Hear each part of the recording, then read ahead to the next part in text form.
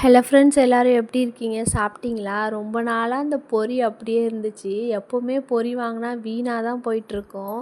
அது எதுவுமே செய்கிறதில்ல. எப்பயாவது சும்மா உட்காந்துருக்க நேரம் சாப்பிட்டுட்டு இருக்கது. ஆனால் பசங்க எடுத்து விளாண்டு வீணாக்கிருங்க. அதனால இந்த பொரியை வச்சு இன்றைக்கி ஒரு டிஷ்ஷு செய்யலான்னு ட்ரை பண்ணேன். ஆனால் சூப்பராக வந்துருந்துச்சு. செம்ம டேஸ்ட்டாக இருந்துச்சு. ஃபஸ்ட்டு தண்ணியில் ஊற வச்சுட்டேன். ஊற வச்சுட்டு அதுக்கப்புறமா வந்து கொஞ்சம் நல்லா சாஃப்டாகிடும் தண்ணியில் ஊற வச்சதுக்கப்புறம். ஊற வச்சுட்டு அதை எடுத்து தண்ணியை பிழிஞ்சு எடுத்துக்கணும். எடுத்துட்டு ஒரு மிக்ஸி ஜாரில் ஒரு 2 டேபிள் ஸ்பூன் கோதுமை மாவு சேர்த்துக்கணும். கோதுமை மாவை சேர்த்துட்டு அதில் 2 ஏலக்காய் போட்டுக்கலாம். அதுக்கப்புறம் அந்த பொரியை வந்து தண்ணி எல்லாம் வடிச்சிட்டு நல்லா பிழிஞ்சு எடுத்துக்கணும். நல்லா சாஃப்டாகிடும் பாருங்கள். கையில் மசிச்சாலே நல்லா மசிச்சு வந்துடும். அந்த மாதிரி ஊறினதுக்கப்புறம் இந்த மிக்ஸி ஜாரில் சேர்த்துக்கலாம். இதில் 1/2 கப் அளவு நாட்டு சர்க்கரை சேர்த்துக்கலாம். நான் வந்து இன்றைக்கி வெல்லத்தை துருவி வச்சுருக்கேன். நாட்டு சர்க்கரை இல்லை என்கிட்ட.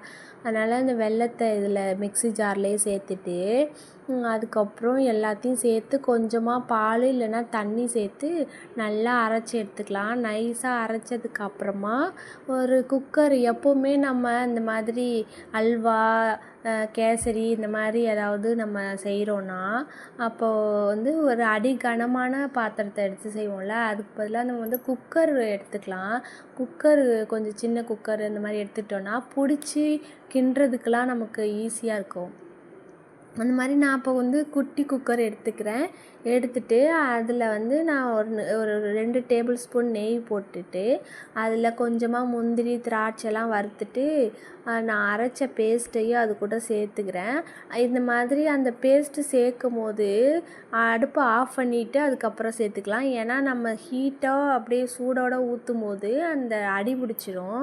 அதனால் நான் வந்து அடி பிடிக்காமல் இருக்கிறதுக்காக அடுப்பை ஆஃப் பண்ணிவிட்டு அதுக்கப்புறம் சேர்த்துட்டு நல்லா கலந்து விட்டுக்கலாம். கொஞ்சமாக தண்ணி இல்லைன்னா பால் சேர்த்து கலந்து விட்டுட்டு அதுக்கப்புறம் அடுப்பை ஆன் பண்ணிவிட்டு நல்லா கிளறிக்கிட்டே இருக்கலாம். இது கலர் மாறிட்டு நல்லா வெந்து வரும். நல்லா புஃப்னு நிறையா ஊற்றி வரும்.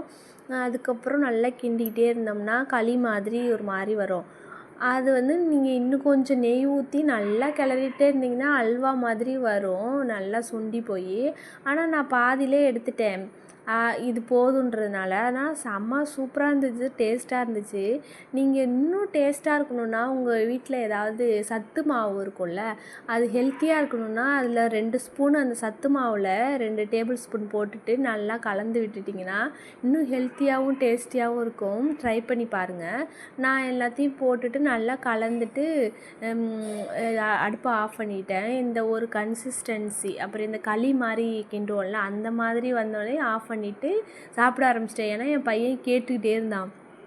அவனுக்கு கொஞ்சமாக வாயில் வச்சு விட்டேன்னா அந்த டேஸ்ட்டு பிடிச்சிருச்சு, கேட்டுகிட்டே இருந்தானா, அதனால் நான் ஆஃப் பண்ணிவிட்டு எடுத்துட்டேன். இன்னும் கொஞ்சம் நேரம் நீங்கள் ஆற விட்டுட்டு கேக் மாதிரி கட் பண்ணிக்கலாம். நான் அந்த ஆற விட்டுட்டு கட் பண்ணதை காட்டுறேன் பாருங்கள். அப்படியே சூப்பராக அப்படியே வாயில் வச்சோடனே கரைஞ்சிருது. அவ்வளோ சூப்பராக இருந்துச்சு. நல்லா டேஸ்ட்டாகவும் இருந்துச்சு. ட்ரை பண்ணி பாருங்கள். இந்த பொரியெல்லாம் இந்த மாதிரி வீணாக்காமல் ட்ரை பண்ணி பார்த்துட்டு எப்படி இருந்ததுன்னு கமெண்ட்டில் சொல்லுங்கள். வீடியோ பிடிச்சிருந்தா லைக் பண்ணி சப்ஸ்கிரைப் பண்ணிக்கோங்க.